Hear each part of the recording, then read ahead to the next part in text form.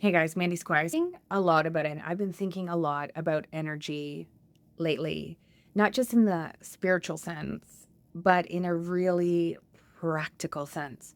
Because when we think about our breath, the food that we eat, the conversations that we have, where we place our attention, our time, our money, we're really talking about energy. And everything requires energy. Everything is either giving something or taking something. And I started wondering, what if we looked at our energy the same way we actually look at a bank account? Because every single day we're making deposits and every single day we're making withdrawals. So the question isn't whether you're spending energy, you are. The question is, what kind of return are you getting on your investment? Most of us don't actually stop long enough to think, to ask. We just ask, do I just feel like doing this? Will this make me feel better right now? But what if we asked a different question? What is this actually creating over time? So take alcohol. A lot of people have a drink because they want to relax. Then you've got energy drinks, and people drink those because they want more energy. So one is trying to slow the body down, and the other is trying to speed the body up. But what if both of them are actually borrowing? One is borrowing relaxation, and the other is borrowing energy. And whenever we borrow, there's interest. And maybe the energy drink gets you through the afternoon, but then you crash. And maybe the alcohol helps you unwind tonight, but tomorrow your sleep wasn't as restorative, your patience is lower, and your body needs a little more to recover. And I'm not saying those things are bad, I'm saying pay attention. The same goes for food. Does this meal leave you feeling nourished or depleted? The same goes for relationships. Do you leave feeling seen, encouraged, more like yourself? Or do you leave feeling anxious, drained, or like you've abandoned yourself just to keep the peace? And the same goes for your habits, scrolling, staying busy, people pleasing, avoiding hard conversations. We all have things that give us immediate relief, but immediate relief, it isn't the same thing as long-term nourishment. And your body knows the difference. The question is, do you? Because your body is constantly giving you feedback. Your emotions are giving you feedback. Your relationships are giving you feedback. Your energy is giving you feedback. Most of us just don't slow down long enough to notice. And when we don't notice, we keep repeating the same withdrawals over and over again. And it's not because we're broken, but because we're unconscious to the pattern. And when we slow down, we stop judging ourselves, we start collecting data. Interesting. That conversation gave me energy. That food didn't make me feel as good as I thought it did.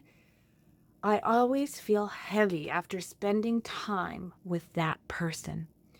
I thought this habit was helping me cope, but maybe it's actually keeping me stuck. And now you're no longer living on autopilot. You're making conscious investments. And the more that I think about it, the more that I believe that everything is an investment. Every dollar, every hour, every conversation, every habit, every relationship, every repeated thought. And some investments compound for us, and others quietly compound against us. So, what's interesting is that we've often spent thousands of dollars on a vehicle, a vacation, a purse, clothes, or the newest phone without thinking twice. But when someone suggests investing in their health, their relationships, their emotional well-being, or working with someone who can actually help them see what they can't see on their own, suddenly, it feels expensive. But what if the better question is, what's it costing me not to? What's the cost of another 5 years living exhausted? What's the cost of another decade repeating the same relationship patterns? What's the cost of never learning how to regulate your emotions? And what's the cost of never building the habits that allow you to become the person you know you are capable of becoming? Those costs compound too. Now, I want to be really careful here because I don't believe investing in yourself means becoming so self-focused. I actually think that we've misunderstood that message. The goal isn't to make your life revolve around you. The goal is to become someone who has more to give. Because when I take care of my body, I have more energy for my kids. When I regulate my emotions, I become a safer person in my relationships. When I heal the parts of me that need healing, I stop expecting other people to carry what is mine to work through. And when I build my capacity, everyone around me benefits. My family benefits, my clients benefits, my friends benefits, my community benefits. And the greatest return on investing in yourself isn't what you gain. It's who you're able to become for the people that you love. And that's why I don't see coaching as buying information, because Google has information. Books have information. I see coaching as investing in your capacity. And sometimes we're simply just too close to our own lives to see where our energy is leaking. And sometimes we need someone to walk beside us with compassion, with curiosity and honesty, not to tell us how to live, but just to help us see what we've been missing.